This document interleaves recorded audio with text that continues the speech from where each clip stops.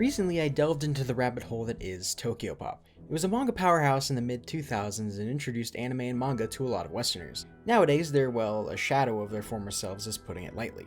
Tokyopop was no stranger to stepping outside of its comfort zone. There was a weird period of time where they'd dub anime to varying degrees of success, but in the late 90s to early 2000s, around the time the company's name was changed from Mix Entertainment to Tokyopop Entertainment, they also released a video and DVD line called Tokyopop High Voltage Entertainment. This mostly consisted of Japanese V cinema films translated with English subtitles, but their most popular series by far was FMW, Frontier Martial Arts Wrestling, a Japanese pro wrestling league. This was the weird sort of in-between period of time where VHS was being phased out in favor of DVD. Tokyopop would release on both formats, with the VHS releases being a lot harder to find these days. Now, in my last video about Tokyopop, I was researching exactly what anime has been dubbed and subbed by them, and I came across the title Highschool Ghostbusters, and my interest was immediately piqued. A cursory Google search revealed that this was a cheesy V cinema film released sometime in the 90s that 100% didn't infringe on Columbia's copyright. Except it totally does. I mean, it essentially uses the same font too. I was unreasonably floored by this discovery, so I decided I had to have it.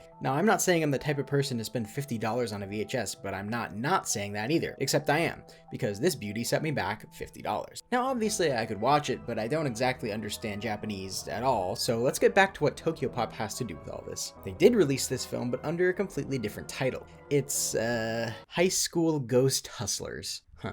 Well, I suppose if they wanted to release it in America, they couldn't really use the Ghostbusters name, but fucking seriously? Ghost Hustlers? They're making this look like it's a porno, and that's not really uncommon for the high voltage video line. Take a look at this DVD from around the same time. I highly doubt the contents of it are any more promiscuous than High School Ghost Hustlers over here. Oh, there's nudity, and penis monsters, and dick monsters? Alright, maybe we'll use some Japanese style censoring for this video. So yeah, I figured I pretty much had to get this one too, and oh.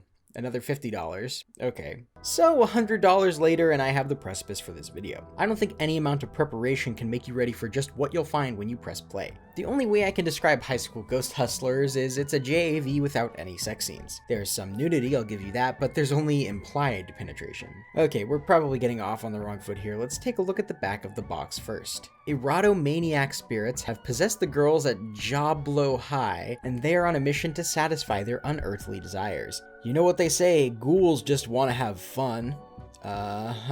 Now, spoilers, but I've seen the whole film, and not once does the name Jablo High come up. In fact, it goes by a completely different name. As far as I can tell, this is only on the box. I mean, it even says it on the top of the box, too. When horny spirits haunt Jablo High, it's up to the High School Ghost Hustlers to rub them out. And by the way, Ghost Hustlers is never mentioned anywhere either. They use the correct name, High School Ghostbusters, in the subtitles. A central theme of the film is that the girls are pretty disgusted by the ghosts and all the sexual things happening around them, but this box is just entirely, I don't know, false advertising. Here come the High School Ghost Hustlers, saving the world from creatures that go hump in the night. Why was this written like a classic AVGN episode?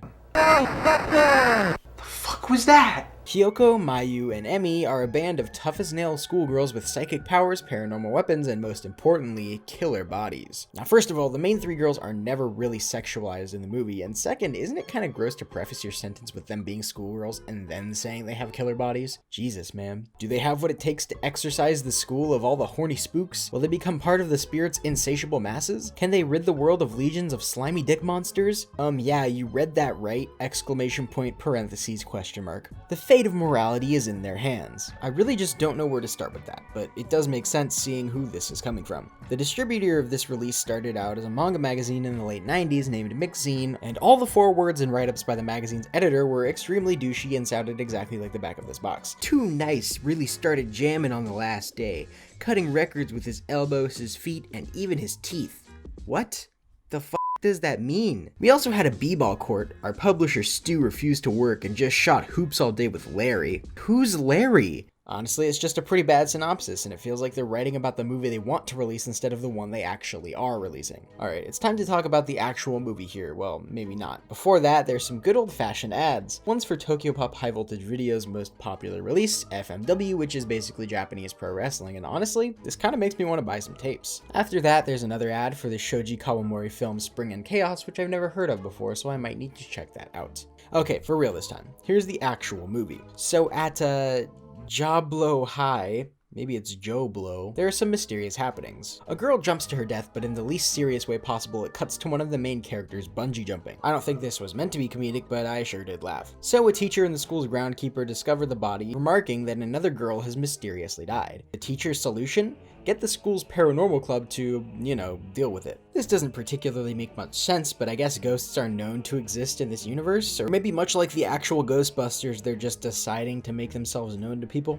Either way, shouldn't there already be some kind of professional ghost busting service in this universe if that's the case? So the girls patrol the school corridors after hours in search of a wayward spirit, and one of the girls inexplicably has ghost hunting equipment, and she even makes a point of saying she can't tell them where she got it from. Great way to not explain anything about your universe. So they wait around for a while, but no ghosts show up and they decide to go home. One of the girls has to pee really badly and takes another one of the girls into the bathroom with her. So Emmy, I don't want to bother learning their names, is left outside where she's attacked, but not by a ghost or anything. Instead, it's the school's groundkeeper who's been hypnotizing the girls of the school to kill themselves. They defeat him very easily and he's turned into the police. After that mystery has been solved, the teacher decides to put them on another case at a completely different school, all to impress a female teacher there who he used to go to school with. There's been a presence at the school lately that's been making the students act weird, and by weird I mean the girls are stripping naked and sexually assaulting the boys. Obviously I can't show you the scenes, but just take my word for it. So Emmy performs an exorcism since her father is also an exorcist, I guess, and she starts speaking in tongues, but all throughout the film, anytime she uses her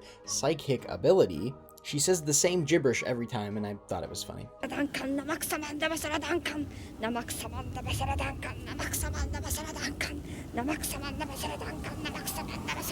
Emmy's exorcism accidentally breaks an ancient seal that was holding a super horny ghost at bay, but to the Highschool Ghosthustlers, all seems fine. They then have a montage actual Ghostbusters style where they then become ghost hunting sensations. It's really weird and doesn't fit the tone of the rest of the film at all, especially because they aren't being interviewed by actual news outlets, it's just by student news groups from surrounding schools. So eventually, the school they thought they successfully exorcised is still having problems, except on a much worse scale, with pretty much every girl being affected, including the teachers. The teacher that the male teacher likes, sorry, I really don't want to learn their names, gets attacked by penis monsters and begins assaulting the male students too. She takes the male teacher into a gym where they have sex on a mat for a couple of hours. The penis monsters get to Kyoko, but Emmy uses her psychic abilities to get them off her. Some of the penis monsters also go inside Mayu, so we get a repeat of 10 seconds ago where Emmy has to get them out of her. Once they successfully exorcise her, we find out it was the ghost of a pervert who took over her body. They confront the female teacher and are all almost taken over until Emmy's dad comes and saves them. They then prepare to go back to the school, and inexplicably they have even more ghost-busting equipment that again isn't explained at all. The next 10 or so minutes is the only reason you should ever watch this movie, purely for its